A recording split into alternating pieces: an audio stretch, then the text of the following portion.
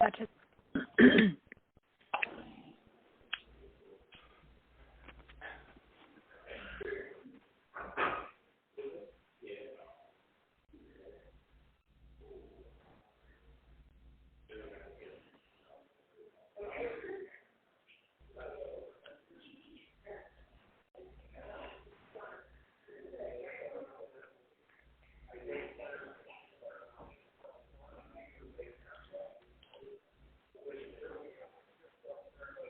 All right, go ahead, Yvonne. Good evening, and welcome to tonight's telephone town hall with Planned Parenthood Votes President Cecile Richards and Texas State Senate candidate Libby Willis. We'll be discussing how we can get strong women's health advocates, such as Libby Willis, in the state Senate.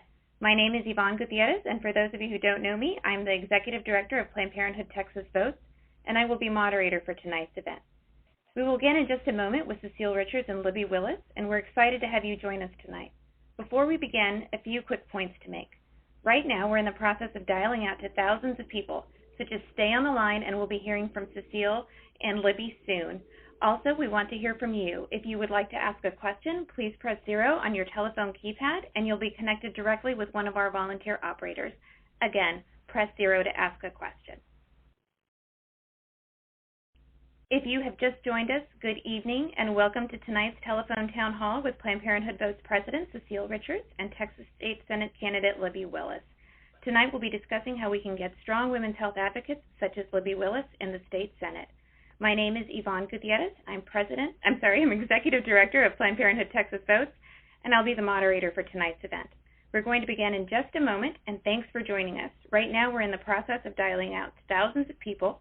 So stay on the line and we will hear from our speakers shortly. If you want to ask a question, please press 0 at any time during this event. Again, press 0 at any time to ask a question. And now, without further delay, it is my pleasure to introduce Cecile Richards, President of Planned Parenthood Votes. Thanks, Yvonne, and thanks to everybody for being on tonight. I'm so thrilled to be back in my home state of Texas to talk about why it is so important to elect Libby Willis to the Texas Senate, and also to talk about the great work that Planned Parenthood Texas Votes PAC is doing. Let me tell you, we had nothing like this going on back when my mother was elected governor of Texas back in 1990. I really want to brag on Yvonne and Planned Parenthood Texas Votes PAC. They're knocking on 12 to 16,000 doors every week, and we've already knocked on more than 300,000 doors this election. That's more than twice than we did in the entire country in 2012. This is the kind of commitment we have to the future of Texas and, of course, to this election. I was here last summer when we reminded the world of the power of ordinary people to really make their voices heard and to inspire and to spur on our elected officials and to hold them accountable when necessary. We know what happens when the wrong people win elections. For years, women in Texas have been paying the price for the personal ambitions of a small handful of politicians. First, policies supported by Greg Abbott forced 76 health centers in our state to close their doors and leaving women to drive hundreds of miles to access safe and legal abortion or even life-saving preventive care.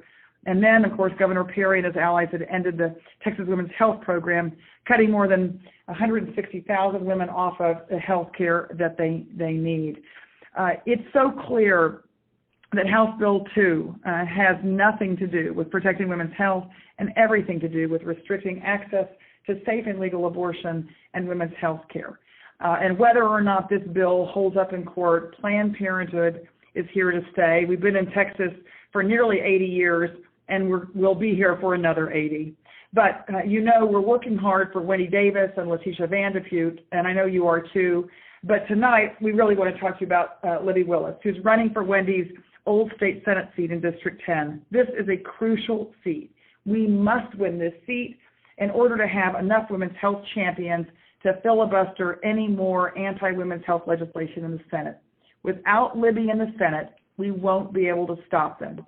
The polling is very close in this race, but we can win it if we knock on one more door and make one more phone call. So Libby is such an important leader in her own right, and she's running against an opponent where there are such clear contrasts. Her opponent is against abortion, even in cases of rape and incest, but Libby doesn't believe that the government should interfere in these very private decisions. Libby is for equal pay for men and women. Her opponent says she'd vote against that. Libby thinks that we should fund public schools and use a budget surplus to make up for unnecessary budget cuts, while her opponent thinks that private school vouchers should be part of the discussion. This election could not be more important, and this decision in this race could not be more clear. Neither could what I'm asking you to do. Yvonne's going to give you more details on what you can do. We've got less than a week left to get out the vote. We need you, Libby needs you, and Texas needs you. So I'm thrilled to be on the phone with her tonight, and I'm going to turn it back to Yvonne.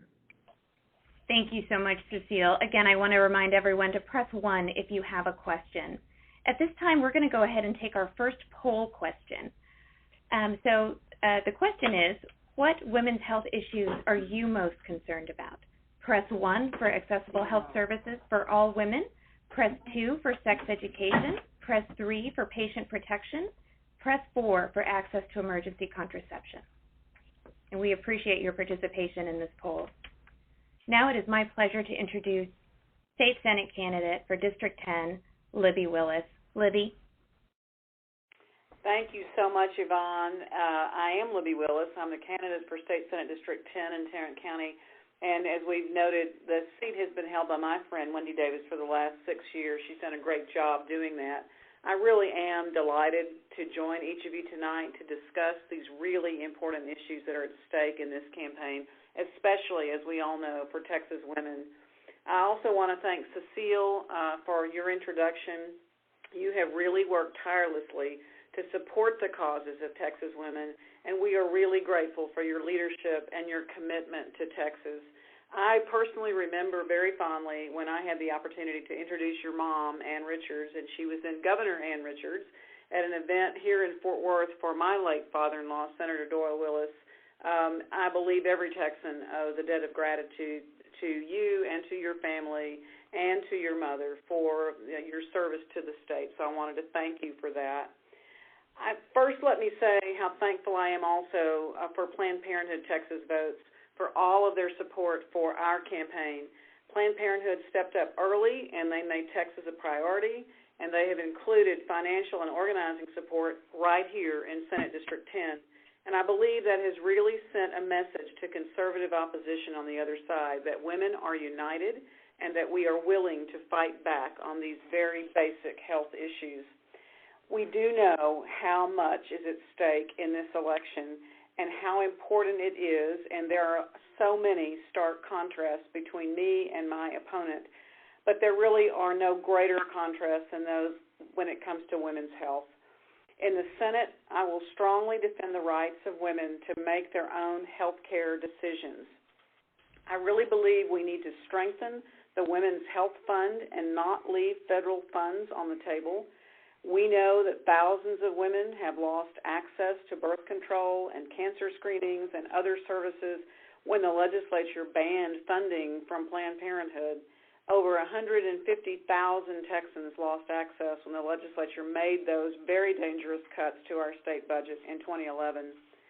I believe that contraception should be accessible and affordable, and I believe in age-appropriate, comprehensive sex education so that teenagers and young adults really do have the information they need and the right information to make decisions. I trust women to make their own health care decisions, and I will vigorously fight on other important issues, including once and for all, funding our Texas public schools, which are so critical to the future of Texas. I will fight for a Texas solution that expands Medicaid in Texas. With over 1 in 4 people in Texas still uninsured, and by the way, that figure is true also for people in SD10. This includes veterans and children, and I believe it's imperative that we find a solution, a Texas solution, that can truly expand Medicaid. This is important for health care, it's important for job creation, and it is important for economic stability for families. We know that the Republican politicians in Austin have really drastically eroded these and many other things that are important to women, and they have made blatantly political attempts to derail women's health care in Austin.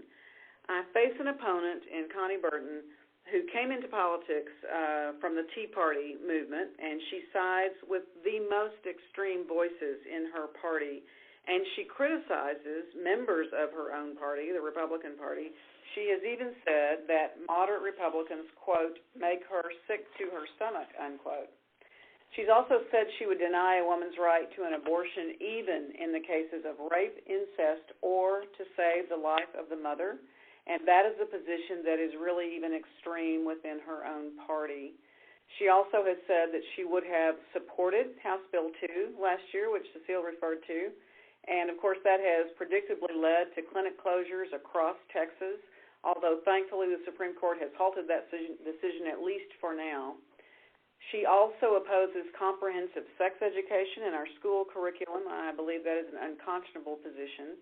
And she also opposes the Texas Equal Pay Act, which was authored by Wendy Davis, passed by the legislature, but vetoed by Governor Perry. So I really do hope that I can reintroduce and pass that legislation next year. On these and so many other issues, Connie Burton will put the interests of lobbyists and political scorecards ahead of the interests of Texas women. And Tarrant County voters really are moderate, and I believe that the positions held by my opponent are very extreme. They are way out of the mainstream, and they offend our common sense values. This truly is an election about how we can work together to improve our state for the future. We are growing 1,000 new people a day moving into Texas, and we need strong leadership in Austin to ensure that our state is moving forward and not backward. So the election for Senate District 10, and it's the most important state legislative race this year in Texas. It's about a contrast. There is so much at stake during these last 6 days, and I really need your help and your support. I do hope that you will go out and vote early. We have 2 days left of early voting, and the polls will be open until 7 p.m., and I encourage you and your families and your friends, your coworkers, and your neighbors to vote. I encourage you to make one more phone call, one more email to your friends and family, and really encourage them to get out and vote. You can visit my website at libbyfortexassenate.org. You can sign up to volunteer with us. You can visit our Facebook and our Twitter pages to keep up with news about the campaign. So we are excited about these last 6 days. We know the importance of the race, and we are just looking for great things to happen on November 4th, but we will need your help to make them happen. Now I'm happy to turn it back over and take some questions.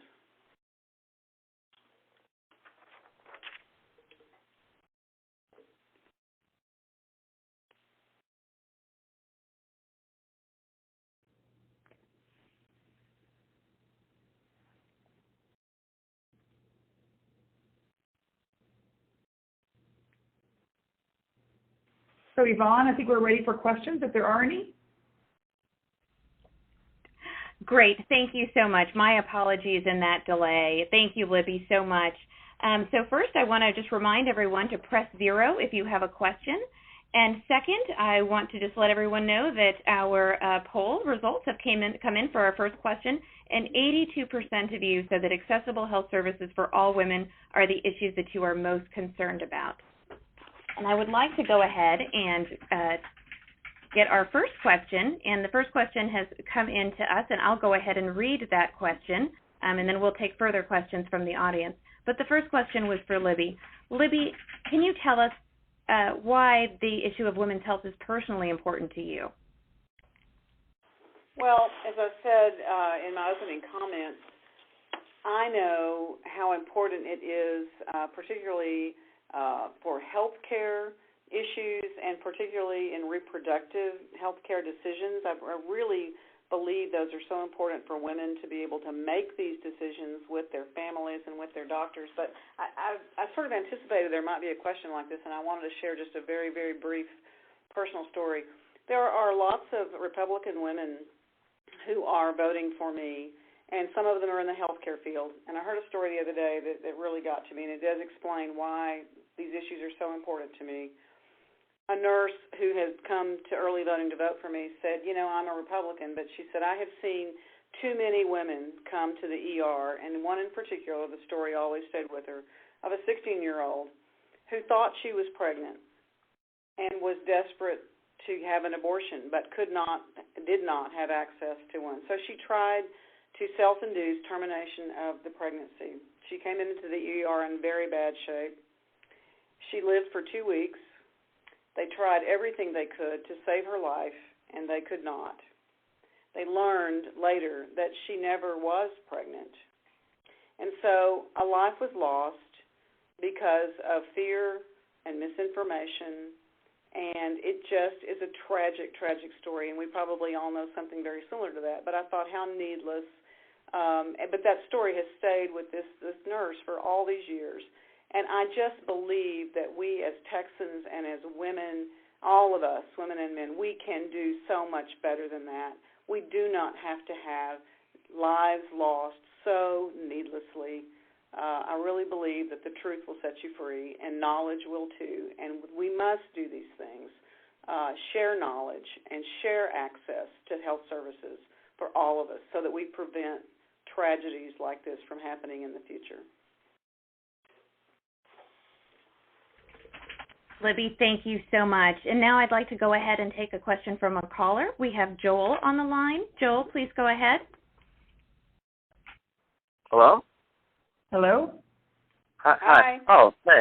I just had a question about why you think this issue is important for men, or why men should be involved.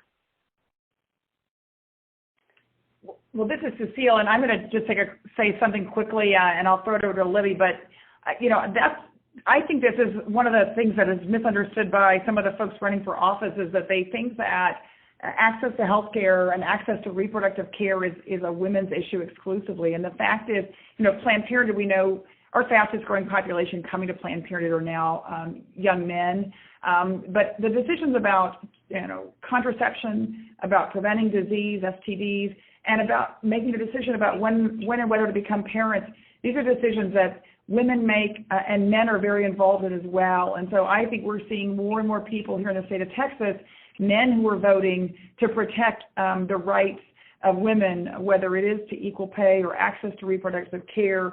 And I think that's one of the things that's making a big difference, and will make a big difference in Libby's race. But Libby, I'll throw that to you too. Yeah, no, you're absolutely right. I think that it is about families, and it is about education. And I think that we, frankly, can't do enough to share information and make services available. I alluded to that in my previous comment. It's just critical for our families, for their stability and for their futures. So, yes, it is a family issue. Thank you both so much. We have another caller on the line, but I do want to remind callers that please press 0 if you have a question. And now we're going to take a call from Dan in Fort Worth. Dan, please go ahead. My question really has to do with the realistic nature of filibustering legislation. I know Wendy tried in the past, but it ultimately failed when another session was convened. So is that really a realistic alternative to block anti-women's rights legislation? I also have a second question, and it concerns recent initiative of some Republican candidates to change birth control to be an over-the-counter medication instead of prescribed. Do you consider that a realistic alternative, or do you think that's a way to preempt federal subsidies? And terrific. Well, Yvonne, I think I'll take the birth control over. This is Cecile. I'll take the birth control over-the-counter question, since it has been cropping up, and I'll let Libby talk about the filibuster in the Senate. Your question is really a good one, because, of course, there are several candidates running for office who have voted consistently against women's access to reproductive care, including birth control, who are now saying that they would be for birth control over-the-counter. And we at Planned Parenthood certainly think that that's something that is a future option. There's nothing on the table right now anywhere to make it happen. But the point is, these folks who are coming up with this idea are coming up with it after we fought so hard to get birth control covered by insurance plans. We now have 48 million women in this country, including a lot of them here in Texas, who are getting their birth control at no cost. which is allowing women to get the birth control that works best for them, not just what's cheapest. So we would be for birth control over the counter as long as insurance companies, insurance plans continue to pay for it. And so, again, I think some of the folks who are suggesting this are being a little disingenuous. The important thing is to make sure that women have access to their full range of birth control options, because we have seen all across the country that when women do, we reduce unintended pregnancy, we can reduce teen pregnancy, and we're even seeing a drop in abortion rates in states where they've had full access to all types of contraceptives. But I think your filibuster questions are a really good one. I'll throw that to Libby. Sure. A filibuster is something, it's a tool in the toolbox, and I think it is to be used carefully. I would say that the two times that we have seen Wendy use it to great effect were when she filibustered against the education cuts, and then this last time last summer. When it's necessary to try to stop really extreme legislation, I absolutely think the filibuster is an important tool to use. And yes, the bill did finally pass, but look at what happened. Look at how much attention was focused on the issue, and the debate is really important. So I believe that it was the right thing to do, and it's an ongoing issue. We all know that. But I believe a lot of progress has come about because she was so brave and so steadfast in her desire to do that. And I think it was the right thing to do in that case. Libby, great. Thank you so much. And thank you very much, Cecile. At this time, I'd like to go ahead and take our second poll question. And I want to also, again, remind folks if they have a question to please press 0. Planned Parenthood relies on dedicated people like you to help make women's health care a priority, and we need your help with the Libby Willis's critical campaign here in Texas. Can we count on you to help ensure Libby is elected? Press 1 if you are interested in volunteering and would like more information. Press 2 if you would like to donate to the campaign. Press 3 if you would like to donate and volunteer. And again, just to remind everyone, please press 0 if you have a question.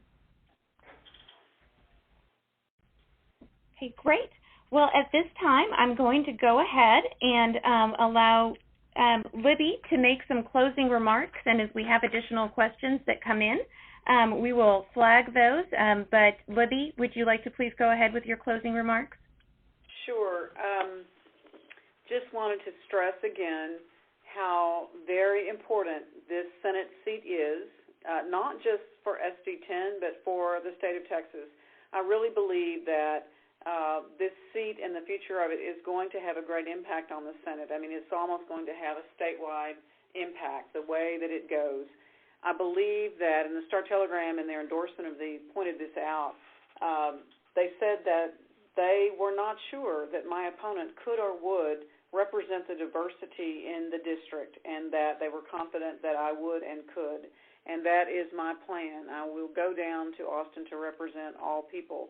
But I want to go to work on these very important issues, the ones we've been discussing tonight, and education, and some of the others we can talk about. The contrast is clear.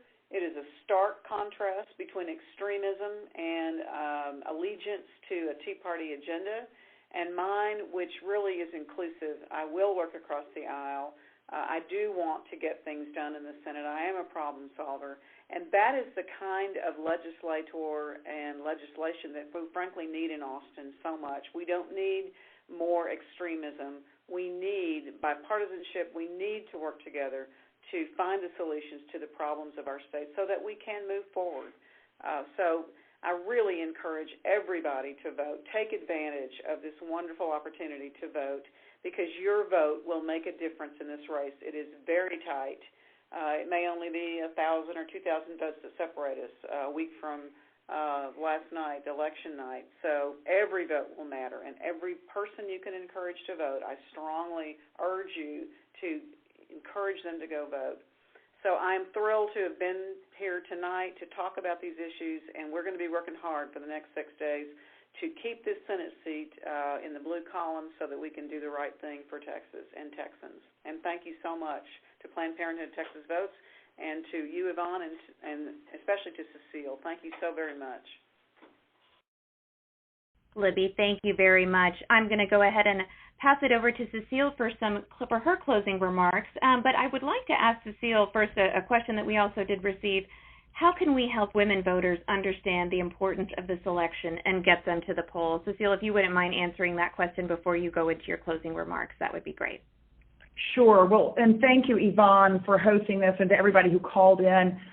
I think Libby really hit it on the head. I mean, this is an election where the stakes couldn't be higher. It's not just about one Senate seat. It is about the Senate seat that really can determine whether or not we can stop bills like the ones that Governor Perry pushed through the legislature from being passed. And we've already seen the damage that can be done to women's health care access, whether it's Libby's story that she told or what we see at Planned Parenthood every day, of women who are desperate for access to health care and where the legislature is putting up every roadblock that they possibly can.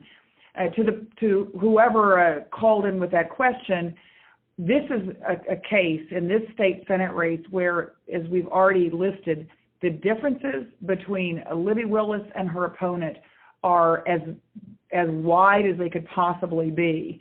And I think, so talking to women and men voters over the next 5-6 days, I think you can draw a very clear contrast, and I think remind people that this is the seat that Wendy Davis held that really made the difference in so many critical votes that we had in the state legislature.